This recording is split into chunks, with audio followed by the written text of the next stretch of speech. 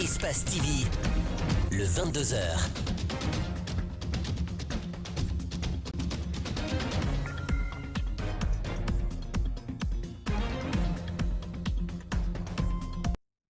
Bonsoir à tous, bienvenue aux 22h d'Espace TV. Voici les titres de ce journal. Alpha Condé déclaré vainqueur de l'élection présidentielle du 18 octobre par la Cour constitutionnelle avec 59,50% des voix contre 33% pour Selouda Diallo. Tous les recours portés par les candidats malheureux ont été écartés par la Cour constitutionnelle. Réaction à suivre dans ce journal. Les résultats donnant vainqueur Alpha Condé sont rejetés par Selouda Diallo et ses alliés. Le président de l'UFDG crie à la fraude et invite ses militants et le peuple de Guinée à défendre ses suffrages par les moyens légaux. Vous l'entendrez également dans ce journal. Enfin, le prix du riz enregistre une flambée sur le marché. Face à cette donne, des citoyens font recours au magasin des moyens pour s'en procurer.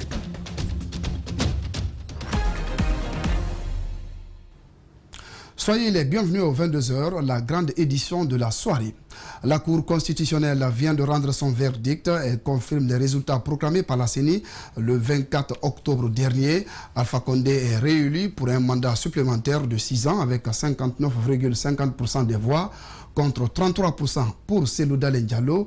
Tous les recours portés par les autres leaders ont été tout simplement écartés par la Cour constitutionnelle. Compte rendu de cette cérémonie, Mamadou Kalisso, Abou Korea Kourma, Aboubakar Dine Kamara.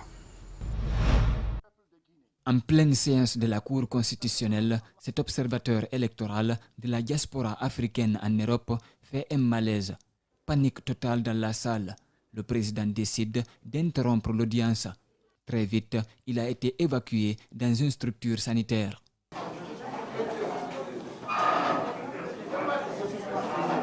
Oui, s'il vous plaît.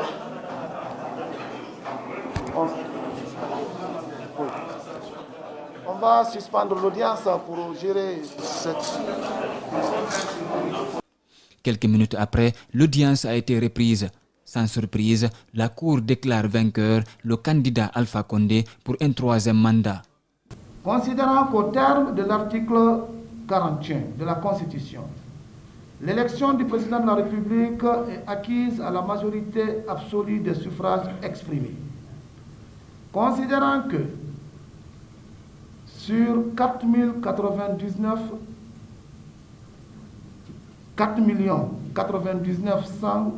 152 suffrages exprimés, M. Alpha Condé, candidat du RPG Arc-en-Ciel, a recueilli 2 438 815 voix, soit 50%, supérieure à la majorité requise. Qu'il convient donc de le proclamer élu dès le premier tour président de la République de Guinée au terme du scrutin du 18 octobre 2020. Aucune requête formulée par les opposants pour contester les résultats diffusés par la CENI n'a été prise en compte. Elles ont toutes été rejetées par la Cour. Au fond, déclare tous les recours mal fondés. Déclare régulier le scrutin du 18 octobre 2020. Après le verdict, des cadres du RPG Arc-en-Ciel ont exprimé leur satisfaction. Cet autre militant a, dans un français approximatif, laissé exploser sa joie. Il a ensuite décoché des flèches à l'endroit des opposants. Félicitations, la victoire d'Alpha Condé, c'est la victoire de la Guinée. Nous allons développer la Guinée dans les 6 ans qui vont venir. Et tout le monde va être content. Et les opposants qui ont porté plainte, ils n'ont qu'à aller à l'école d'abord pour savoir comment la loi. On vous remercie. Cet autre candidat malheureux, qui n'a d'ailleurs pas contesté les résultats de la CENI, semble consommer sa défaite. Au fait, moi je suis républicain, je suis déjà au service de la nation en tant que député. Ce qui m'incombe, c'est la stabilité de mon pays. Et comme il fallait s'y attendre, le président de l'UFDG et ses alliés, réunis au sein de l'ANAD, rejettent catégoriquement ces résultats proclamés par la Cour constitutionnelle, des résultats de faux et fabriqués par la CENI en faveur du candidat au pouvoir.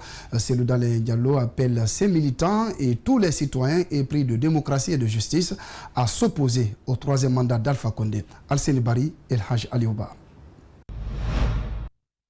C'est sans surprise, Alpha Condé remporte l'élection présidentielle selon la Cour constitutionnelle. Au lieu de 59,49% comme l'avait préconisé la CENI, la Cour constitutionnelle augmente 0,1% au candidat Alpha Condé. Pour le président de l'UFDG, la Cour constitutionnelle a manqué son rendez-vous avec l'histoire. En déclarant Alpha Condé vainqueur de cette élection, les membres de cette haute juridiction de notre pays ont préféré se mettre au service d'un homme et de ses ambitions plutôt que de respecter leur serment et de défendre le droit et la vérité des urnes. La Cour constitutionnelle a confirmé les faux résultats proclamés par la CENI le 24 octobre 2020. Cellou Dalein est catégorique, il n'est pas question d'accepter ces résultats. Accepter cette décision revient à admettre que le pouvoir ne s'obtient dans notre pays que par la ruse et par la force et non dans les urnes. Accepter cette décision revient à renoncer à une conviction qu'un processus électoral transparent, juste et équitable est le meilleur moyen d'accéder au pouvoir. C'est pourquoi l'UFDG et l'ANAD, profondément attachés au respect des règles et des principes de la démocratie et de l'état de droit, rejette catégoriquement les faux résultats de l'élection présidentielle du 18 octobre proclamée par la CENI et validée par la Cour constitutionnelle. Le président de l'UFDG invite ses militants et tous les Guinéens à user de tous les moyens légaux pour s'opposer au troisième mandat. J'ai gagné cette élection grâce à votre confiance et je vous invite à défendre vos suffrages par tous les moyens légaux. Cet appel s'adresse également à tous mes compatriotes épris de justice et de démocratie, notamment à ceux qui sont opposés au troisième mandat. Pas de recul. C'est donc un nouveau bras de fer qui s'ouvre entre l'UFDG et le RPG Arc-en-Ciel. Déjà, faut-il le noter, les violences post-électorales ont causé plusieurs morts et dégâts matériels. Comme vous le constatez, Cellou Dalein Diallo et ses alliés rejettent donc les résultats proclamés par la Cour constitutionnelle, une occasion de faire un saut par rapport aux autres réactions des autres candidats engagés dans cette présidentielle. Après donc Cellou Dalein Diallo qui rejette les résultats proclamés par la Cour constitutionnelle, les autres candidats ont aussi réagi pour donc la candidate du parti Pacte, Dr Makale Traoré. Elle estime, je cite, que la Cour constitutionnelle est le dernier recours en matière électorale. Je prends acte de sa décision et je voudrais surtout à cette occasion lancer un appel aux populations guinéennes pour qu'au-delà de ces résultats, qu'on fasse tout pour ne pas verser dans la violence. Autre réaction de notre candidat, il s'agit donc de Dr Ousmane Doré qui reconnaît les résultats proclamés par la Cour constitutionnelle, confirmant donc la victoire d'Alpha Condé. Dr Ousmane Doré indique qu'il a personnellement appelé Alpha Condé pour le féliciter. La victoire d'Alpha Condé a été accueillie avec joie par ses partisans et soutiens dans la commune de Kaloum, centre administratif de la capitale. Des pro-Alpha Condé ont laissé éclater leur joie avec quelques parades. Ominatou Sidibé, Amaralex Silla nous signe le reportage. Quelques minutes après l'annonce définitive de la victoire du candidat du RPG Arc-en-Ciel, des centaines de personnes ont manifesté leur joie dans les communes de Matam et Matoto. À Dapompa, une foule en lice a pris d'assaut des artères du quartier. Des femmes et des jeunes esquissent des pas de danse. L'attente a été longue, mais leur candidat a bel et bien triomphé.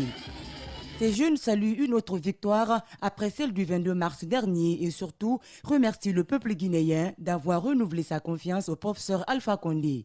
Donc aujourd'hui, c'est une fierté pour nous. C'est pourquoi vous voyez, chez nous, à Dabompa, nous sommes en fait, on est contents. Un tour à Yimbaya.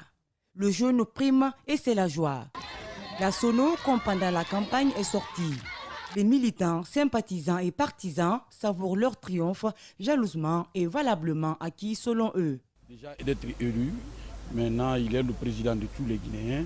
Nous demandons aux Guinéens de se donner la main, d'accompagner le président et lui aussi il nous accompagne à son tour. L'un des plus grands partisans de ce succès est Malick Sankon. Avec son mouvement CASE, a mobilisé beaucoup de militants derrière son candidat qu'il qualifie de bâtisseur. Le directeur général de la Caisse nationale de sécurité sociale invite au calme et à la paix pour la bonne marche de notre pays. Dès lors où l'institution suprême a proclamé la victoire d'un des candidats, et par bonheur c'est tombé sur M. Alpha Condé, eh bien, nous disons que nous tendons la main à tous les Guinéens, où qu'ils soient et qui qu'ils soient. Donc, j'en appelle à mes compatriotes pour que, sincèrement, quel que soit leur ressentiment, il faut qu'on respecte les institutions. L'élection est maintenant derrière nous. Il faut désormais continuer sur le chemin du développement amorcé avec l'électrification du pays, l'un des principaux engagements du président Alpha Condé. Restons toujours avec les réactions. Les citoyens aussi ne sont pas en reste. Suivez leurs réactions dans ce reportage de Dina Bangoura et Thierno Sadouba. Il est 12 heures. Alpha Condé sort victorieux de l'élection présidentielle avec 2 438 815 voix, soit 59,50%. Certains citoyens semblent déconnectés de cette actualité et préfèrent s'en tenir aux résultats donnés par la Cour constitutionnelle. Moi, je ne peux que m'en tenir, comme tout bon Guinéen doit le faire, parce qu'il faut avoir du respect pour les institutions de la République. Je peux dire félicitations aux vainqueurs et à tous les malheureux candidats de prendre le courage, parce que la vie politique, le combat politique, ce n'est pas quelque chose d'un jour. Dans cet atelier de soudure, la politique n'est pas un sujet à débattre. Tout ce que veulent ces jeunes, c'est la paix et le travail. Ce que je veux en Guinée, la paix. Après la paix, on veut le travail maintenant en Guinée. Bon travail pour nous. Ce citoyen est déçu du président de la République. Il précise les raisons. Je suis déçu du président à ce niveau. Le fait qu'il a trahi son serment qu'il avait prêté devant tout le monde entier. Voulant se présenter à un troisième mandat est un parjure. Il n'a pas, selon moi, il n'a pas eu pitié du peuple de Guinée dont il avait demandé de voter à la Constitution. Donc, pendant que la Constitution guinéenne adoptée en 2010 était bonne. Cette dame se réserve de manifester sa joie par peur de se faire violenter par les militants des partis déchus. Son souhait cependant est que le pays soit émergent et stable sous ce troisième mandat du président Alpha Condé. Parlant encore de l'élection présidentielle, le Conseil national des organisations de la société civile guinéenne vient de présenter son rapport préliminaire concernant l'observation du scrutin. Que retenir de ce rapport? Élément de réponse avec Mohamed Valek Touré et Lamine Silla. En dépit du contexte préélectoral tendu et les pronostics de dysfonctionnement technique et d'impréparation prêtés à la CENI, les Guinéens ont voté massivement dans la sérénité selon le constat des observateurs nationaux et internationaux. La mission d'observation citoyenne de la société civile de son côté s'est impliquée pour une élection apaisée. Elle présente son rapport préliminaire qui est la synthèse des déclarations de données statistiques compilées et analysées. Afin de garantir la représentativité, un nombre minimum d'observateurs à déployer a été calculé en se basant sur le taux de participation des élections antérieures, le nombre de bureaux de vote et le nombre d'électeurs par chaque localité et pour l'ensemble du pays. Ce rapport révèle les tendances fournies par les 10 000 observateurs qui étaient déployés sur le terrain. Des incidents ont été enregistrés à l'ouverture des bureaux de vote dans beaucoup de localités. À cela s'ajoute le manque et parfois l'insuffisance du matériel électoral par endroit. Et là, Selouda Diallo de l'UFDG dévance le RPG dans 14 préfectures et 2 communes de Conakry, qui sont Boké, Gawal, Koundara, Télémélé, Dinguiraï, Labé, Koubia, Dibreka, Mali, Tougué, Lelouma, Dalaba, Pita, Mamou, Ratoma et Dixine.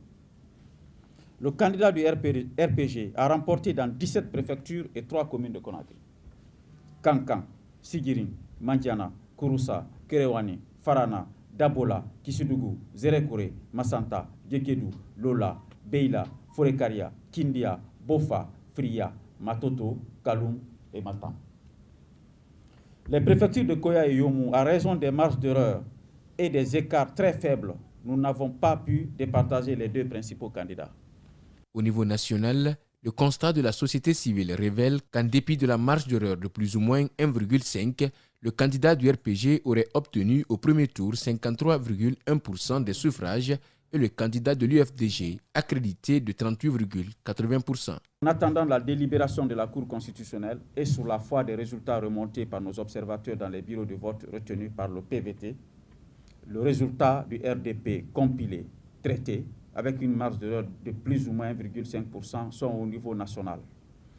53,1% pour le RPG Arc-en-Ciel du professeur Alpha Condé, 38,80% pour l'UFDG de Selou Dalein Diallo, le PADES de Dr Ousmane Kaba 1,8%, la NGR de Abbé Sylla 1,7% et MND de Dr Ousmane Doré 1,3%.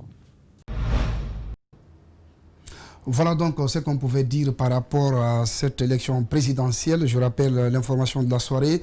Alpha Condé donc a été déclaré vainqueur par la Cour suprême de l'élection présidentielle avec 50% et Selou Dalein Diallo de l'UFDG avec près de 33% des voix.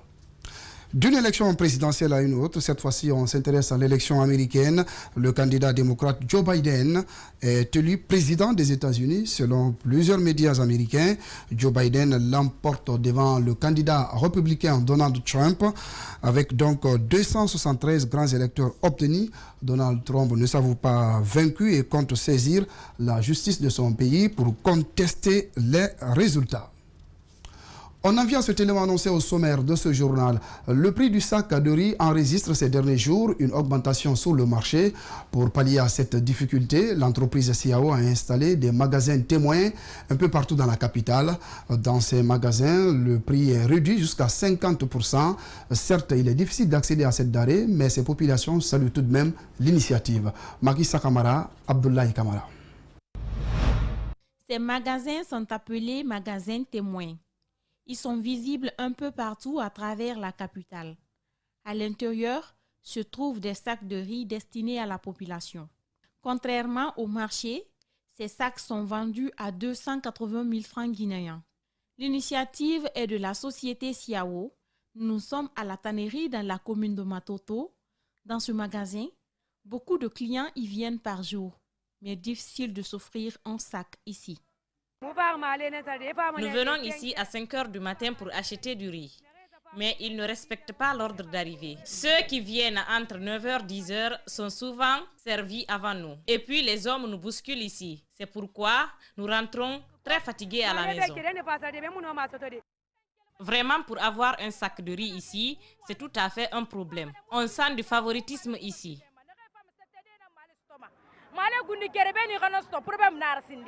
Cette autre femme patiente toujours. Malgré sa souffrance, elle remercie Siao pour cette belle initiative et interpelle le président de la République d'œuvrer pour le maintien de ce prix. Grâce à Siao, les gens s'approvisionnent du sac de riz à 200 000 francs. Mais ils ont commencé le favoritisme. Ici, il faut la force d'un militaire pour avoir le sac. Nous souffrons beaucoup. Alpha Condé doit nous aider à avoir le même prix dans les quartiers. La plupart des grands magasins de vente de riz sont fermés. C'est pourquoi les populations qui viennent s'approvisionner dans ces magasins témoins se frottent les mains. La Fédération des gestionnaires des déchets de Guinée a ouvert ce samedi une formation pour les services de nettoyage et des responsables d'entreprise. L'idée est de prévenir l'insalubrité en Guinée. Suivez ce reportage de Aminata Will Souma et Aboubakar Keke Bangora. C'est une formation axée sur la prévention et les moyens de lutte contre l'insalubrité en Guinée. Elle est initiée à la faveur de 50 PME qui bénéficieront de la maîtrise basée sur la structuration et la certification des biens dans le secteur d'assainissement.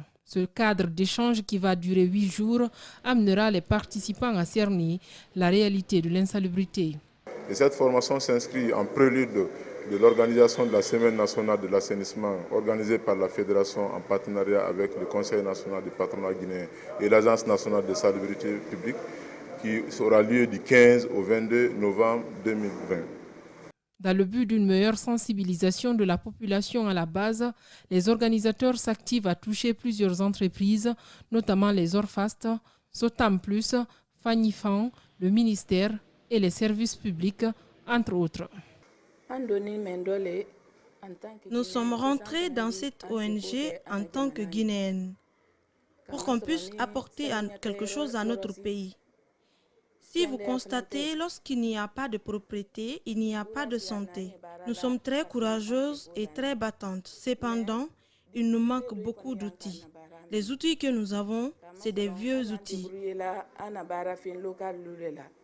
Le plus souvent, la population minimise les conséquences de l'insalubrité. Le président du Conseil du patronat appelle à la conscientisation et à l'implication effective de toutes les couches sociales pour faire respecter les mesures édictées par les agents. Heureusement, les bailleurs de fonds, heureusement que les partenaires au développement sont en train de nous accompagner pour rendre Conakry ce qu'on a appelé la ville propre, la ville verte. Mais ce qu'on oublie aujourd'hui, c'est que ces déchets sont recyclables. Et ce qui conduira plutôt à avoir des déchets zéro. Dans certains pays, les déchets sont même vendus aux industries. La Guinée produit une grande quantité de déchets, surtout dans les grands marchés de Conakry. La FEGEDEG estime que le recyclage des déchets, même solides, peut se faire. En attendant, elle invite à une prise de conscience des populations.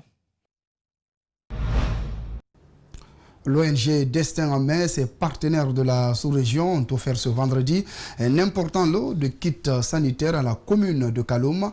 Les autres communes de la capitale ont été également pris en compte. Le don s'inscrit dans le cadre de la lutte contre la pandémie du Covid-19. Bernard Koundounou. 700 kits sanitaires, 7000 masques de protection, 2100 morceaux de savon. C'est la composition du don offert ce vendredi à la commune de Kaloum par l'ONG Destin en Main. Le don s'inscrit dans le cadre de la mise en exécution du consortium d'ONG résidant dans plus de 6 pays africains. Le projet est soutenu et financé par la Commission de l'Union européenne. Nous nous sommes dit qu'il était important que nous pensions à nous mobiliser et à mobiliser autour de nous des acteurs et des moyens afin d'assister les populations africaines pour combattre ce fléau ou cette pandémie. Alors c'est d'où vient cette idée-là. Et nous nous sommes rapprochés de la Commission de l'Union européenne. Nous leur avons demandé de nous accompagner pour accompagner nos États. France Volontaire est le partenaire d'exécution des projets de la Commission de l'Union européenne. Pour ce présent projet, il a en charge le suivi et sa mise en œuvre. Dans ce cadre précis, on a accompagné Destin en Main et puis l'association Citoyens Solidaires. Eux, ils sont au niveau de la France. La Guinée a fait beaucoup d'efforts dans la lutte contre la Covid-19. Et avant la campagne électorale, on était autour de 5%. Là, maintenant, on est autour de 12%. Donc, la Covid est toujours là. Il faut qu'on reste vigilant. Le Covid-19 existe encore en Guinée, précise la première responsable de la commune de Kaloum. Aminata Touré encourage et invite les ONG à s'impliquer davantage dans la sensibilisation des citoyens sur le port des masques. C'est un acte citoyen fort que vous venez de poser et que vous aviez posé déjà, mais que vous continuez à poser. Parce que comme vous l'avez si bien dit, la Covid est toujours là. On a baissé complètement la garde, donc il faut continuer la sensibilisation, il ne faut pas se fatiguer. Depuis le début de la pandémie du Covid-19 en Guinée, l'ONG Destin en Main et ses partenaires sont auprès des citoyens pour réduire le taux de contamination dans le pays. littérature dans ce journal. À l'initiative de l'Association panafricaine des écrivains, la journée du 7 novembre est consacrée à l'écrivain africain. Elle est célébrée cette année dans un contexte de crise sanitaire. En Guinée, cette journée est mise à profit par des hommes de lettres afin d'évaluer le niveau de l'écriture dans le pays, mais aussi de se faire une idée sur les difficultés auxquelles ces hommes de lettres sont confrontés. Ali Badra Kamara, Ibrahima Souri Kamara. La journée internationale de l'écrivain africain contribue non seulement à rendre hommage à tous les illustres hommes et femmes de lettres du continent, mais contribue aussi à mettre en lumière toutes les difficultés auxquelles se butent les écrivains de l'Afrique. La Guinée ne fait pas l'exception. Les hommes de lettres sont confrontés à plusieurs problèmes d'ordre institutionnel et individuel. Il y a des problèmes institutionnels et des problèmes individuels. Les problèmes institutionnels, par exemple, c'est le manque de subventions, c'est le manque de maisons propres aux écrivains guinéens. Nous avons une maison des écrivains guinéens qui est en location, que nous payons en commandant à gauche et à droite. Il y a des problèmes d'ordre individuel, nous ne produisons pas au même rythme, nous ne sommes pas dans les mêmes conditions matérielles et financières. Dans ce livre d'Ali Gilbert Ifono, intitulé « À la découverte des auteurs guinéens », on dénombre 228 auteurs des différents genres littéraires, dont le président des écrivains qui doit bientôt publier son 5e ouvrage. Donc, il y a un nombre croissant d'écrivains, il y a un nombre croissant de maisons d'édition, il y a un nombre croissant de publications. Donc, dans notre pays, lorsque vous lirez « À la découverte des auteurs guinéens », vous verrez que nous produisons énormément. Moi, j'ai à mon actif 5 livres déjà. Les écrivains guinéens vivent difficilement des retombées de leurs produits intellectuels, qui se traduit par le faible taux des lecteurs. Pour se frayer une place au soleil dans le concert de la littérature africaine moderne, le président de l'Association des écrivains guinéens sollicite. Écrire. Même vous qui m'interviewez là, vous pouvez écrire. La question que je pose aux téléspectateurs et aux téléspectatrices qui nous suivent, est-ce que vous qui me regardez là, vous n'avez rien à dire? C'est sûr que vous avez quelque chose à raconter. Alors si vous avez quelque chose à raconter, à vos plumes. Pour rappel, l'Afrique a connu 3 générations d'écrivains, à savoir les écrivains de la période coloniale, celle des indépendances et celle de nos jours qui se préoccupent aux problèmes de développement de la société africaine, selon notre interlocuteur. Terminons ce journal par la revue de presse. Alpha Condé, réélu président de la République. La plupart des médias guinéens n'y voyaient pas grand enjeu. L'UFDG n'a pas fait de cadeau à la CENI. Voyons tout cela dans cette revue de presse signée Djibril Ba. Bonsoir. À la une, cette semaine, les résultats définitifs de l'élection présidentielle du 18 octobre dernier devraient être connus ce samedi, titre plusieurs médias guinéens, notamment le site Guinée 114. Notre confrère écrit que les militants et partisans ainsi que les organisations et des partis politiques alliés de l'UFDG sont convaincus de la victoire des Selou avec plus de 50%. Ils ne cessent de protester de ce qu'ils qualifient d'hold-up électoral organisé en complicité, selon eux, de la CENI. De toutes les façons, Selou Dalein est l'éternel mauvais perdant, lit-on dans les colonnes des mosaïques. On n'a pas besoin d'être expert en politique ou en stratégie politique pour le savoir. Selou est venu dans cette élection exactement pour foutre la merde.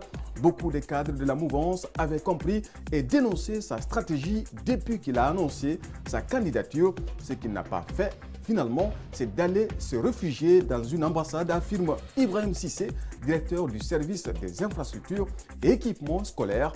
Le même site d'information titre « Selou ou le symbole de l'incompréhension politique ». C'est donc sans surprise que le candidat de l'Union des forces démocratiques de Guinée a organisé son chapelet de dysfonctionnements qui, selon lui, ont entaché le scrutin présidentiel du 18 octobre dernier. Ceci après avoir été débouté par l'écrasante majorité de la population au lendemain de son autoproclamation comme président élu, avant même que la CENI n'ait tous les procès verbaux. Guinée 114 reprend le même article pour dire que le peuple de Guinée, le peuple du 28 septembre, du 2 octobre, 1958 est resté serein et républicain, hormis certains hors-la-loi qui se sont rendus coupables d'actes de vandalisme. Les Guinéens ont observé le calme jusqu'à la proclamation des résultats provisoires par la CENI, seule institution à le faire. À la une des Visions Guinée, l'UFDG constate que la CENI ne recule devant rien pour satisfaire le pouvoir. Elle est en train de faire feu de tout bois auprès de ses démembrements pour avoir des attestations signées des représentants des partis politiques disant qu'ils ont reçu tous les PV. Encore une manœuvre frauduleuse indigne de la part d'une institution censée être neutre. Africa-Guinée écrit, Alpha Condé se projette déjà vers l'avenir. Le jeudi 5 novembre, le président de la République a donné des directives claires à son gouvernement. Les dites directives donnent des orientations sur sa prochaine mandature. À la une cette semaine, Abessila a empêché de voyager, son passeport confisqué. Elle a remis ses documents à un agent. Au moment où il remplissait ses formalités, ce dernier a disparu avec, d'après Mosaïque, ce n'est pas la première fois que les opposants sont interdits de quitter le territoire national. Le mercredi 14 octobre, le président de l'UFR, Sidya Touré, avait été empêché de quitter le sol guinéen par le commissaire Faïra Condé à l'aéroport international de Bessia. Guinée 114 dit dans son article, le partisan d'une transition Abessila a empêché de sortir. Une semaine avant, Abessila a proposé une transition civile dont lui serait le président pour organiser de nouvelles élections. Cette proposition pour sortir de la crise actuelle a été vite fustigée par le parti au pouvoir. Merci à Djibril Ba pour cette revue de presse. Mesdames, Messieurs, c'est la fin de ce journal. Merci pour votre aimable attention. Excellente soirée à tous sur Espace TV.